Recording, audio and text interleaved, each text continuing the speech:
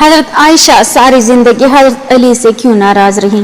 حضرت علی نے حضرت عائشہ کے بارے میں ایک ایسی بات کہہ دی تھی کہ جس کو لے کر حضرت عائشہ رضی اللہ تعالی عنہا ان سے اتنی ناراض ہو گئیں کہ پھر ساری زندگی کبھی بات نہ کی، اور یہ ناراضگی اتنی بڑی کہ آگے جا کر ان دونوں کے درمیان ایک جنگ ہوئی کہ جس میں ہزاروں صحابی۔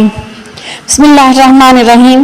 ناظرین، آج ہم اسلامی تاریخ کے ایک ایسے واقعے کے بارے میں بات کریں گے جسے لے کر آج بھی لوگوں کے ذہنوں میں بے شمار سوالات موجود ہیں۔ اکثر لوگ یہ پوچھتے ہیں کہ آخر حضرت عائشہ رضی اللہ تعالی عنہا اور حضرت علی رضی اللہ تعالی عنہ کے درمیان ایسا کیا ہوا کہ جنگ جمل جیسا افسوسناک واقعہ پیش آیا؟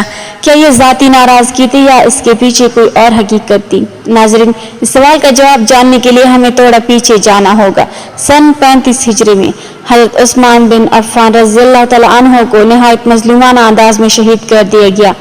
یہ واقعہ پوری امت مسلمہ کے لیے ایک بہت بڑا صدمہ تھا۔ مدینہ منورہ میں بے چینی پھیل گئی، مسلمان غم میں ڈوب گئے اور ہر طرف اضطراب کا عالم تھا۔ احسان ہوئی کہ بعد مسلمانوں کو ایک ایسے رہنما کی ضرورت تھی جو امت کو سنبھال سکے۔ چنانچہ اکابر صحابہ نے حضرت علی رضی اللہ تعالیٰ عنہ کے ہاتھ پر بیعت کر لی اور آپ مسلمانوں کے چوتھا خلیفہ بن گئے، لیکن حالات معمول کے مطابق نہیں تھے۔ حضرت عثمان رضی اللہ تعالیٰ عنہ کے قاتل مختلف گروہوں میں موجود تھے جنہیں فوراً گرفتار کرنا آسان نہیں تھا، کیونکہ ہر طرف بدامنی اور انتشار پھیلا ہوا تھا۔ دوسری طرف حضرت عائشہ رضی اللہ تعالی عنہا، حضرت طلحہ رضی اللہ تعالی عنہ اور حضرت زبیر رضی اللہ تعالی عنہ سمیت کئی جلیل القدر صحابہ کا خیال تھا کہ حضرت عثمان رضی اللہ تعالی عنہ کے قاتلوں سے جلد از جلد قصاص لیا جائے تاکہ فتنہ ختم ہو اور انصاف قائم ہو سکے، جبکہ حضرت علی رضی اللہ تعالی عنہ کی رائے یہ تھی کہ پہلے پورے ملک میں امن قائم کیا جائے، پھر مکمل طاقت اور انصاف کے ساتھ قاتلوں کو سزا دی جائے تاکہ کوئی بے گناہ متاثر نہ ہو۔ ناظرین، غور کیجیے، مقصد دونوں کا ایک ہی تھا، یعنی حضرت عثمان رضی اللہ تعالی عنہ کے قاتلوں کو سزا دینا، لیکن طریقہ کار میں اختلاف تھا۔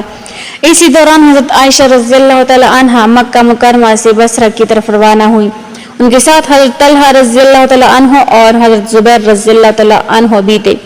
دوسری طرف حضرت علی رضی اللہ تعالی عنہ بھی اپنی فوج کے ساتھ بصرہ پہنچ گئے تاکہ حالات کو قابو میں لایا جا سکے۔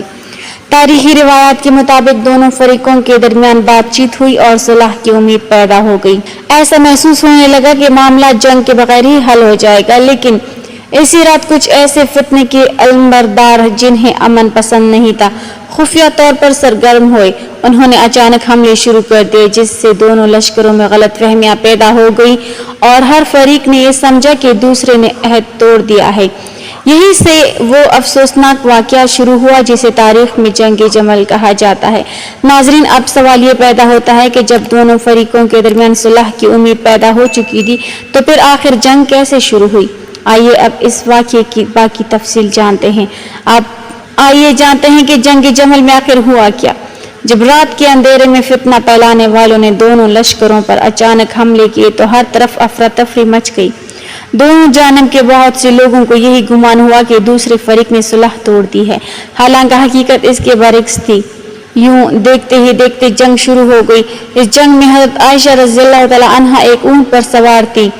اسی اونٹ کی وجہ سے اس جنگ کو جنگ جمل کہا جاتا ہے، کیونکہ عربی زبان میں اونٹ کو جمل کہتے ہیں۔ جنگ نہایت شدید تھی۔ دونوں طرف ایسے لوگ موجود تھے جو رسول اللہ صلی اللہ علیہ وسلم کی صحبت پا چکے تھے۔ مسلمان ایک دوسرے کے سامنے آ گئے اور یہ منظر ہر صاحب ایمان کے لیے انتہائی تکلیف دہ تھا۔ اس جنگ میں ہزاروں مسلمان جان سے گئے، جن میں کئی جلیل قدر صحابہ بھی شامل تھے۔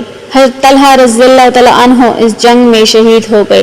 حضرت زبیر رضی اللہ تعالی عنہ نے جنگ سے الگ ہونے کا فیصلہ کیا، لیکن راستے میں انہیں شہید کر دیا گیا۔ جب حضرت علی رضی اللہ تعالی عنہ کو ان کی شہادت کی خبر ملی تو آپ کو شدید دکھ پہنچا۔ جنگ ختم ہونے کے بعد حضرت علی رضی اللہ تعالی عنہ نے وہ طرز عمل اختیار کیا جس کی مثال تاریخ میں کم ہی ملتی ہے۔